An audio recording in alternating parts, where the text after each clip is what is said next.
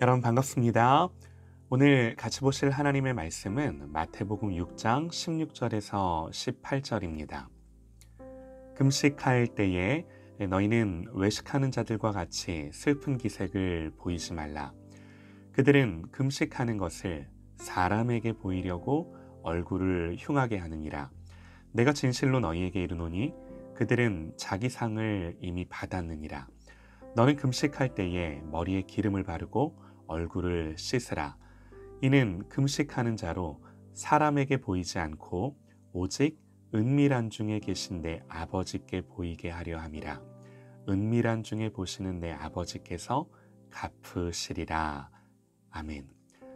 산상수훈 40번째 묵상 하나님 앞에서만 이라는 제목으로 하나님의 말씀 듣겠습니다.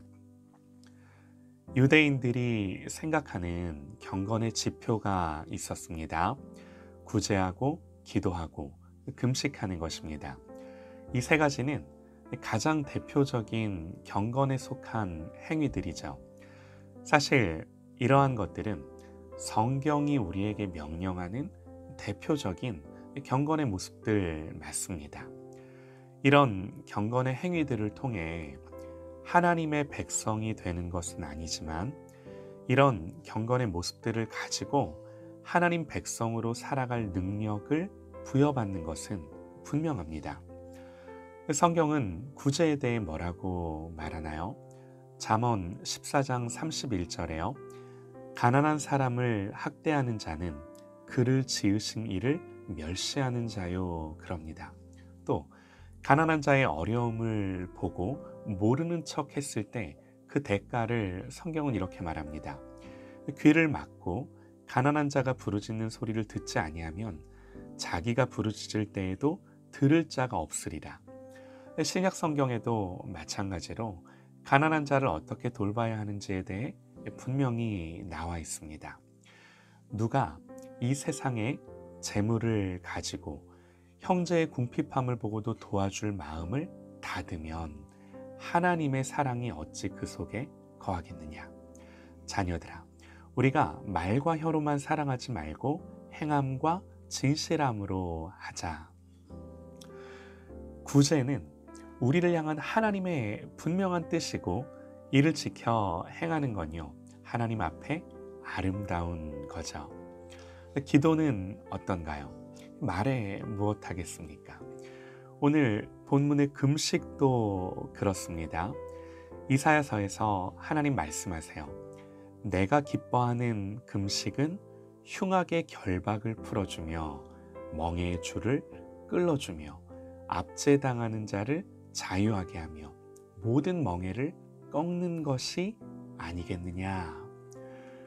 성경은 하나님 앞에서 하는 참된 금식은 결박을 풀고 멍에를 끊고 압제당하는 자를 놓아 자유하게 하는 능력이 있다고 분명히 말씀을 합니다. 사도행전을 보면요, 이방인으로서 하나님의 백성이 된 첫 사람이 나오죠. 고넬료입니다. 이 사람이 어떻게 하나님을 만나는가? 말씀에 이렇게 기록을 합니다. 가이사랴에 고넬료라 하는 사람이 있으니 이달리아 부대라 하는 군대의 백부장이라. 그가 경건하여 온 집안과 더불어 하나님을 경외하며 백성을 많이 구제하고 하나님께 항상 기도하더니. 이 사람을 어떻게 묘사해요? 백성을 많이 구제하고 하나님께 항상 기도했다 그래요. 하루는 제9시쯤 되어 환상 중에 밝히 보매 하나님의 사자가 들어와 이르되 고넬료야 하니 고넬료가 주목하여 보고 두려워 이르되 주여 무슨 일이니까? 천사가 이르되 내 기도와 구제가 하나님 앞에 상달되어 기억하신 바가 되었으니 그럽니다. 하나님이 너의 기도와 너의 구제를 보고 기억했다 그러는 거예요. 여러분, 기도와 구제와 금식은 하나님의 자녀가 되는 어떤 조건이 될 수는 없으나 하나님의 자녀로 살아가고 또 하나님과 더 친밀히 연결되고 연합되는 데 있어서 너무나 중요한 은혜의 수단인 것입니다. 그래서 예수님은 구제와 기도와 금식을 비판하신 것이 아니라 이러한 것들이 너무나도 중요한 것들이기에 이 경건의 모습들 속에서도 있을 수 있는 우리의 죄를 드러내시며 무엇이 참된 구제이고 기도이고 금식인지, 어떻게 해야 이러한 것들이 참된 경건이 될 수 있는지를 다시금 말씀해 주신 거예요. 구제와 기도와 금식이 참된 경건이 되기 위한 공통점이 있습니다. 모두 하나님 앞에서만 하는 것입니다. 구제할 때요, 내 구제함을 은밀하게 하라. 은밀한 중에 보시는 내 아버지께서 갚으시리라. 기도할 때는요, 너는 기도할 때에 내 골방에 들어간 문을 닫고 은밀한 중에 계신 내 아버지께 기도하라. 은밀한 중에 보시는 내 아버지께서 갚으시리라. 그리고 금식할 때는요, 너는 금식할 때에 머리에 기름을 바르고 얼굴을 씻으라. 이는 금식하는 자로 사람에게 보이지 않고 오직 은밀한 중에 계신 내 아버지께 보이게 하려 함이라. 은밀한 중에 보시는 내 아버지께서 갚으시리라. 모두 다 하나님 앞에서만 하는 것입니다. 누가 보든 보지 않든, 알아주든 알아주지 않든 하나님만 집중하고 바라보며 그 일들을 계속하는 거예요. 여러분, 이게요, 너무 중요한 게요, 하나님 앞에서 경건한 삶을 살고자 할 때 제일 힘든 게 뭔지 아십니까? 지속하고 반복하는 것입니다. 처음에는 할 수 있어요. 몇 번은 할 수 있어요. 그러나 지속과 반복을 위해서는 반드시 의미가 있어야 하고 가치가 있어야 하는 거죠. 그런데 우리는 그 의미와 가치를 어디서 찾아요? 사람에게서 찾아요. 우리가 느낄 수 있는 어떤 결과에서 찾으려 하는 거예요. 이러면요, 경건의 동력을 잃고 하나님과 관계없는 일이 되는 거죠. 내가 이걸 계속해야 되나? 이런 갈등만 남는 거예요. 또 한다 하더라도 기쁨은 사라지고 의무와 책임만 남는 거죠. 여러분, 이때 중요한 게 뭐예요? 은밀히 보시는 하나님, 은밀한 중에 갚으시는 하나님, 내가 이 하나님을 집중할 수 있는가 없는가예요. 찬송가 204장입니다. 그 가사가 이렇습니다. 예수로 나의 구주 삼고 성령과 피로써 거듭나니 이 세상에서 내 영혼이 하늘의 영광 누리도다.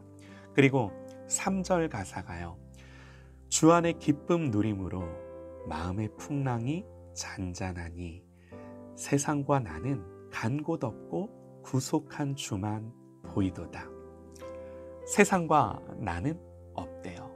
구속한 주님만 보인답니다. 사랑하는 여러분, 이것은 우리가 도달해야 할 저 멀리 있는 목표일 수가 없습니다. 언젠가는 나도 이런 수준에 도달해야지, 이런 게 아니에요. 후렴에서요, 분명히 말합니다. 이것이 나의 간증이요 이것이 나의 찬송일세. 이게 지금 내 고백이고 지금 내 간증이라는 거예요. 참된 그리스도인의 지표예요. 우리가 지금 부르는 찬송이어야 하는 것입니다. 물론 우리는 자주 넘어지고 좌절되고 실패합니다. 그러나 이 또한 감사한 건요, 이 실패와 좌절도 하나님 앞에서 보이면 되는 것입니다. 저도 그렇습니다. 또 기회가 있고 다시 힘주시고 반드시 은혜를 주십니다. 하나님 앞에서 멍에를 맨 종이 아니라 자유하는 아들로, 자녀로 사는 저와 여러분 되시기를 간절히 소망합니다. 우리가 잘해도 자랑할 것이 없음은 하나님의 은혜로 한 것이고, 못해도 좌절하지 않는 것은 십자가 뒤에 나를 감춰주시고 하나님 다시금 언제든 다시금 다시 세우시는 은혜를 주시기 때문입니다. 사랑하는 여러분, 그러니 나도 아니고 세상도 아니고 다른 사람도 아니고 오직 하나님 앞에서만 그 사랑을 힘입어 그 은혜로 사는 저와 여러분 되시기를 간절히 소망합니다.